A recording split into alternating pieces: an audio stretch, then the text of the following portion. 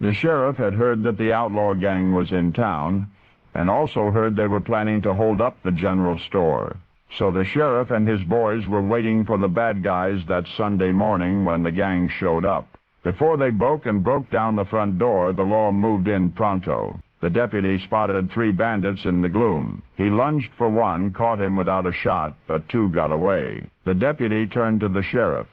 "Do we go after him?" he questioned. The sheriff grinned, one of those sly grins that meant he knew who had whom. "No," the sheriff answered. "Leave 'em go." And his boys knew why. They all saw where the outlaws were headed when they fled to a wilderness from which it was unlikely they would ever return. Let the Badlands do the hanging, decided the lawmen. And that was that.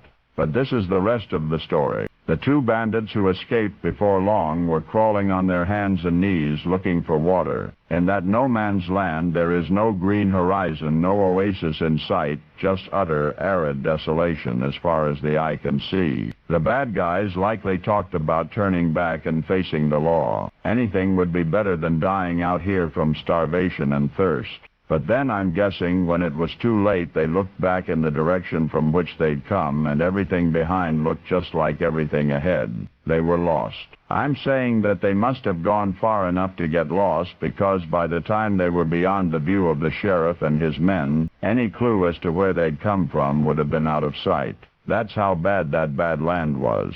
They say you go long enough with nothing to eat or drink, you go crazy. Then you go blind. Well, enough said. Somebody will find their carcasses someday, the lawman told the townsfolk.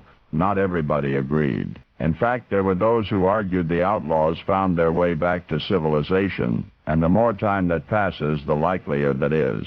You see, the townsfolk would probably have smelled those stinking carcasses by now, being downwind from them and all. I do mean downwind. I do mean by now. For you see, the adventure of which you have just learned just happened last month, February 26, 1995, under the jurisdiction of the Orange County, Florida Sheriff's Department, after a recent attempted robbery at Orlando's big general store Sears. And one thing more, the wilderness into which the alleged robbers fled, the wilderness as desolate and foreboding as any Badlands in Louis L'Amour fiction, that wilderness was the mile upon secure to seemingly endless mile of ductwork in the Orlando Mall Sears air conditioning system. And now you know the rest of the story.